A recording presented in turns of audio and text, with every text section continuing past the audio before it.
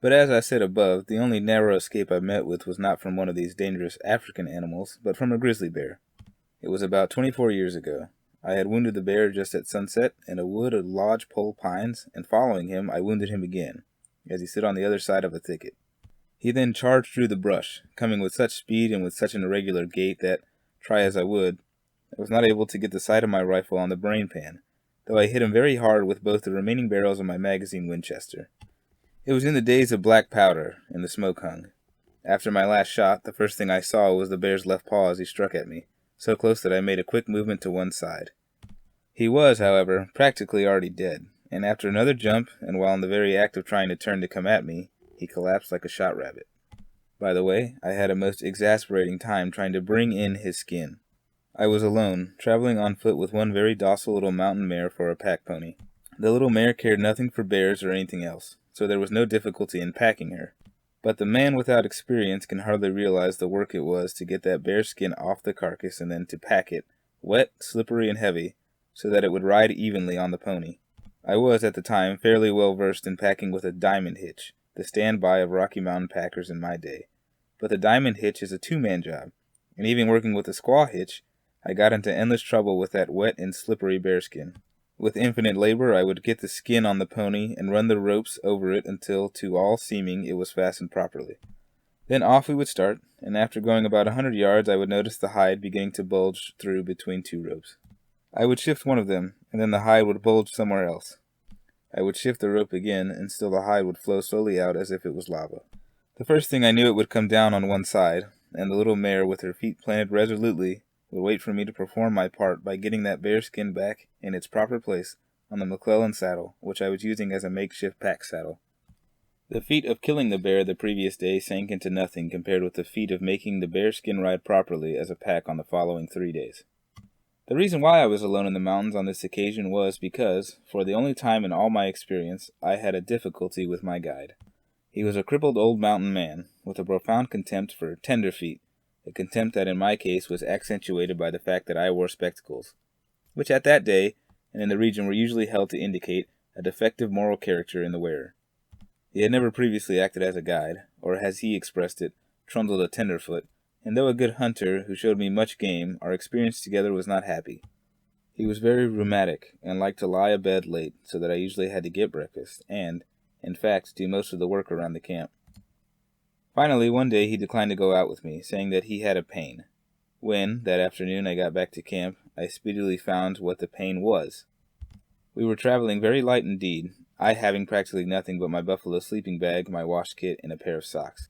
I had also taken a flask of whiskey for emergencies, although as I found that the emergencies never arose, and that tea was better than whiskey when a man was cold or done out, I abandoned the practice of taking whiskey on hunting trips 20 years ago. When I got back to camp, the old fellow was sitting on a tree trunk, very erect, with his rifle across his knees, and in response to my nod of greeting, he merely leered at me. I leaned my rifle against a tree, walking over to where my bed was lying, and happened to rummage in it for something. I found the whiskey flask empty. I turned on him at once and accused him of having drunk it, to which he merely responded by asking what I was going to do about it. There did not seem much to do, so I said that we would part company. We were only 4 or 5 days from a settlement, and I would go in alone, taking one of the horses. He responded by cocking his rifle and saying that I could go alone, and be damned to me, but I could not take any horse. I answered, all right, that if I could not, and began to move around to get some flour and salt pork.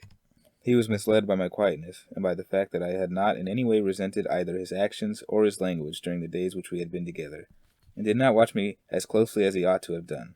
He was sitting with the cocked rifle across his knees, the muzzle to the left. My rifle was leaning against a tree near the cooking things to his right. Managing to get near it, I whipped it up and threw the bead on him, calling, "Hands up!"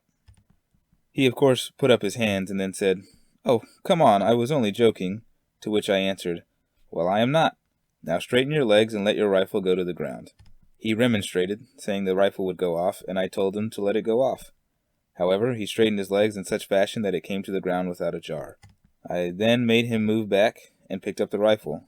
By this time he was quite sober and really did not seem angry, looking at me quizzically. He told me that if I would give him back his rifle, he would call it quits and we could go on together.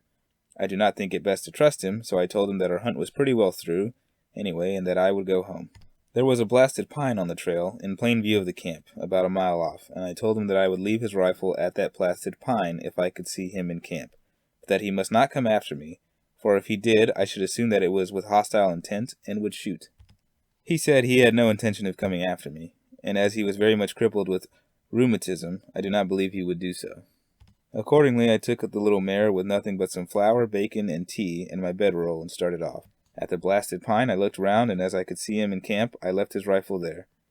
I then traveled till dark, and that night, for the only time in my experience, I used in camping a trick of the old-time trappers in the Indian days.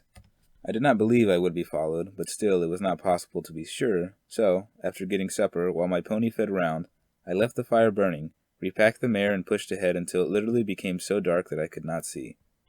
Then I picketed the mare, slept where I was without a fire until the first streak of dawn, and then I pushed on for a couple of hours before halting to take breakfast and to let the little mare have a good feed.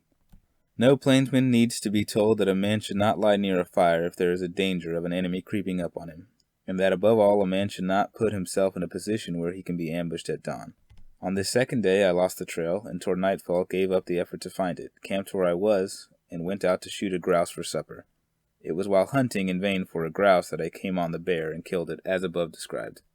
When I reached the settlement and went into the storekeeper identified me by remarking, "You're that tenderfoot that old Hank was trundling, ain't you?" I admitted that I was. A good many years later, after I had been elected vice president, I went on a cougar hunt in northwestern Colorado with Johnny Goff, a famous hunter and mountain man. It was midwinter.